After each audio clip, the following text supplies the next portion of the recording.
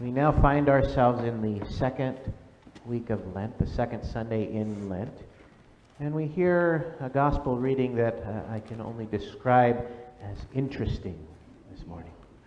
Now, I'm going to fill you in on a little secret, and when I say the word interesting, that means that I had read it a few times and I was stumped.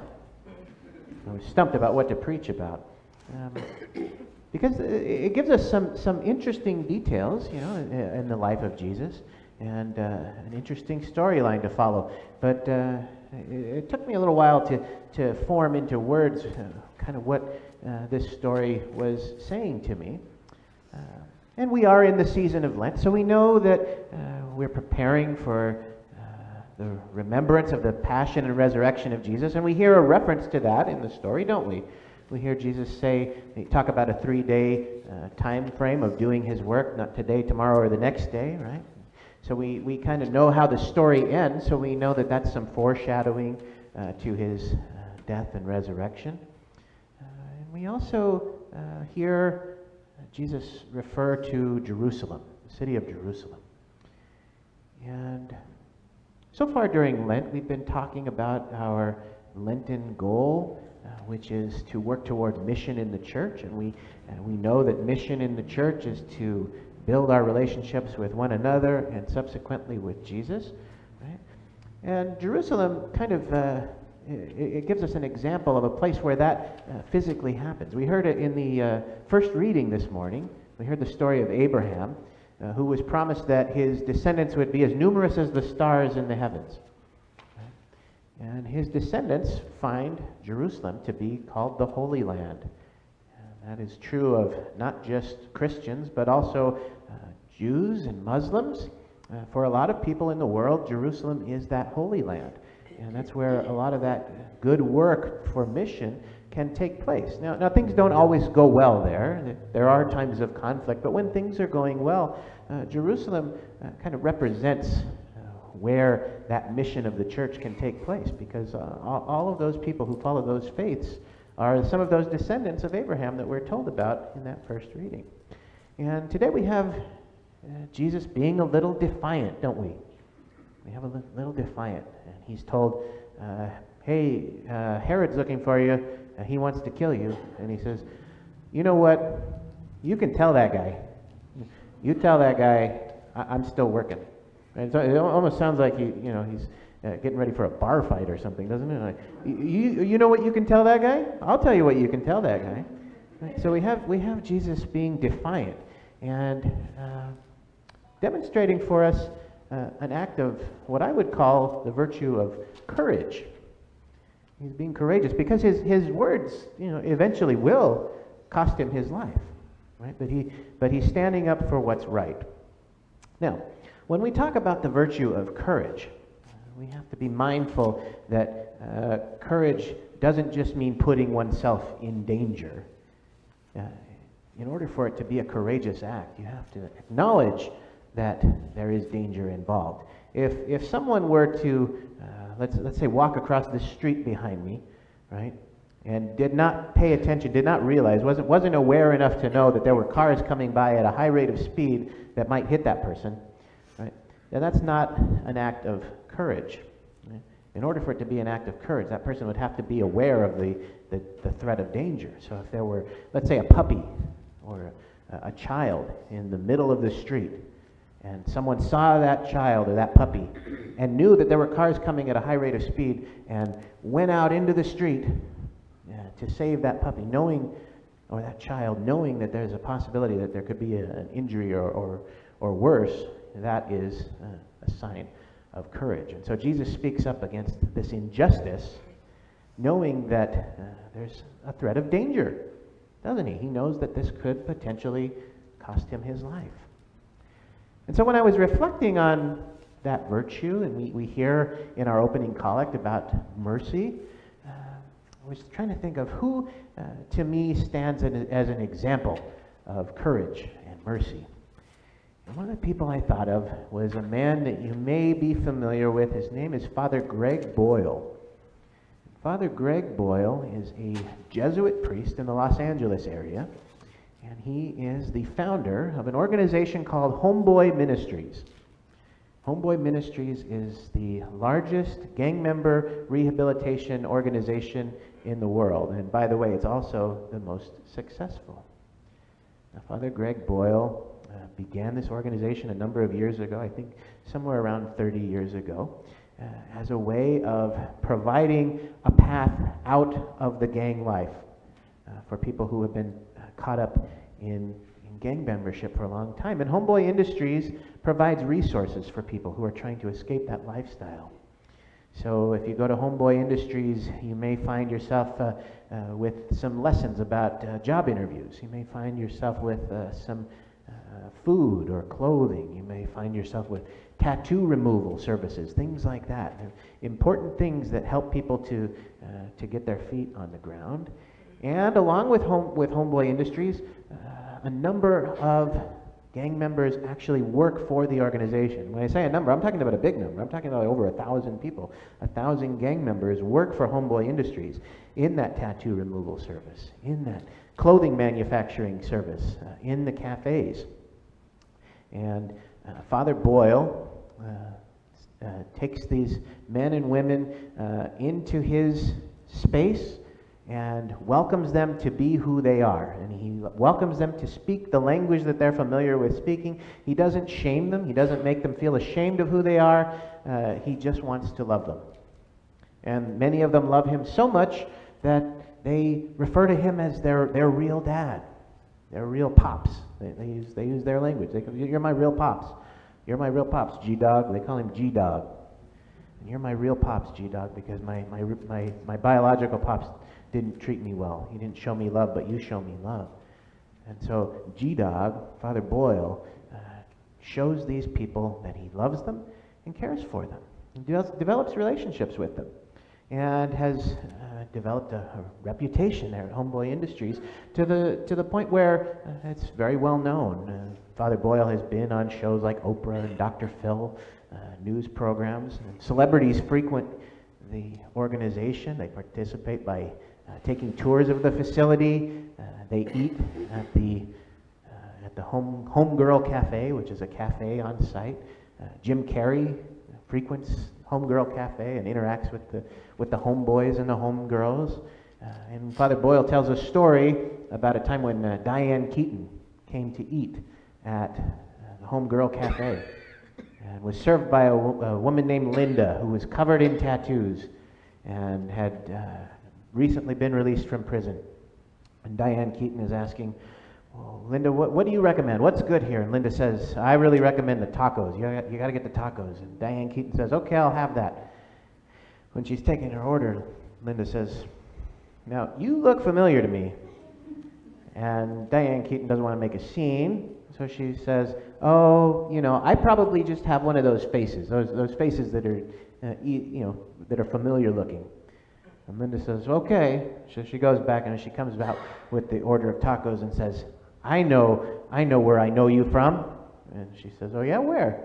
You and I were locked up together, weren't we? So these are people who have not had the same kind of everyday experiences as you and I.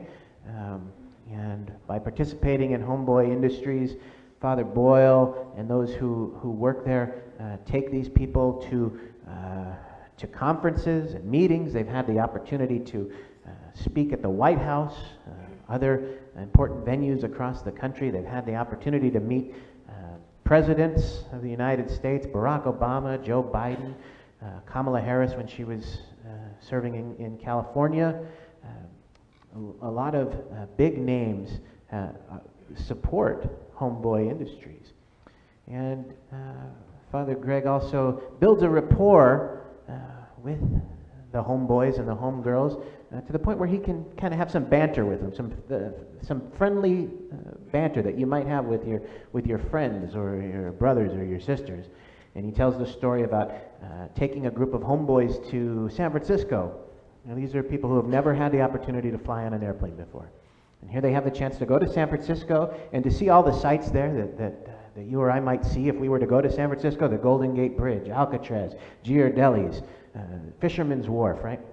And they're there for a conference, Their very first time on an airplane. So they're flying back, and Father Greg's sitting in the window seat. And as the plane is approaching Los Angeles, he looks out the window and he says, hey, Donnie, I can see your house down there. Donnie, who's never been on an airplane, doesn't realize how high the airplane is. Really? Trying to look over Father Greg's lap to see, and he says, oh, yeah, I see your house, and I see your lady there in the driveway. Really? Yeah. She's with someone. Who's that guy that your lady is kissing? What? He says, oh, don't worry, I can read lips. Let me see what she's saying. Oh, she's saying, oh, we better hurry. Look, there's Donnie's airplane getting ready to land. Now, of course, this is done in jest, but what it does is it shows that intimate relationship that Father Greg can build with these people.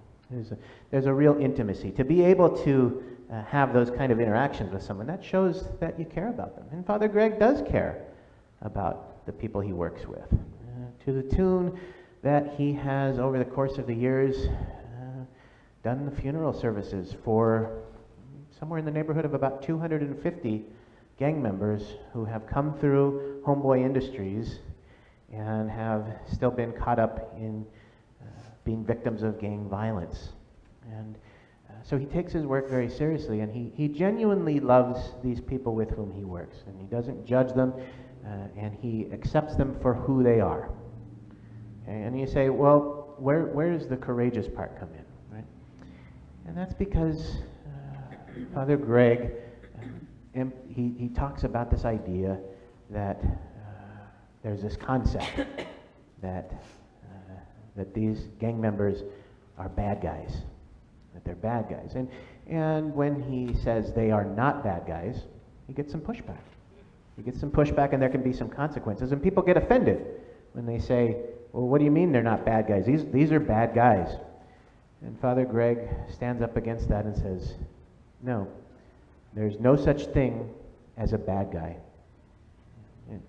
Well, what do you mean? We're so used to hearing about that. We're so used to hearing about we got to get the bad guys, right? Or if we watch the show Cops, we know that the theme song says, bad boys, what are you going to do, right? Well, Father Greg says, no, there's no bad boys. There's no bad girls. Everyone is inherently good. And we believe that, don't we? We believe that everyone is inherently good. And so Father Greg demonstrates for us what it looks like to live into our baptismal covenant and to respect the dignity of every human being. And that can be challenging to hear, right? It can be challenging. It can make us uncomfortable. And sometimes we get that feeling of discomfort right in the pit of our stomach. We say, well, I don't know, these guys did some pretty bad things. And many of them did. Many of them have done pretty bad things. But there are no bad people. There are bad actions. And in fact, there are evil actions. There are some of the most evil actions that you might imagine. Right? But that doesn't mean that the people who commit those actions are evil. And so it's important to remember the dignity of the person who committed those acts. And often people go into gang violence, gang lifestyles, because they are suffering from some kind of trauma from earlier in their life. Maybe they had parents who put out cigarettes on their skin, right? Maybe they had parents who crushed their heads in a toilet seat just for fun, right? And if you suffer with that kind of trauma from the time you're very young, it's not so much that you're choosing an act of gang membership. You just don't really care. You know, you're not choosing to participate in that risky behavior. You just don't really care. If you were to be gunned down, you just wouldn't care because everything you've known in life has been horrible. So Father Greg offers a little bit of compassion and love to people who really need it. Right? And so here's where I want to give us some homework, and it's not homework that you have to come back to me next week and two pages double spaced, right? We don't need that, right? But I want us to go home and to think about who are those people in our lives who demonstrate for us that concept of showing mercy and showing courage and standing up against injustice like Jesus did in today's gospel? Who are those people in our lives? Because we don't have to do it alone.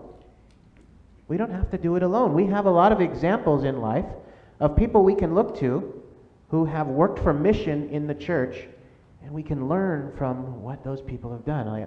I might, in addition to Father Boyle, I might include Sister Helen Prejean as one of my heroes in that field. Sister Helen Prejean is the nun who wrote the book Dead Man Walking. You may be familiar with her. Or Bishop Michael Curry. Right? We have lots of examples of people.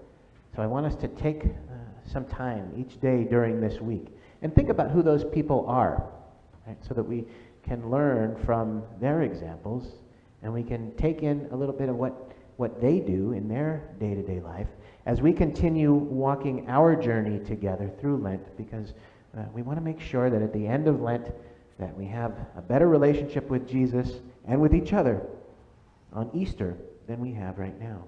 So let's take that with us and reflect on those people and invite them in a spiritual way to walk that journey through Lent with us as we work for the mission of the church. Amen. Amen.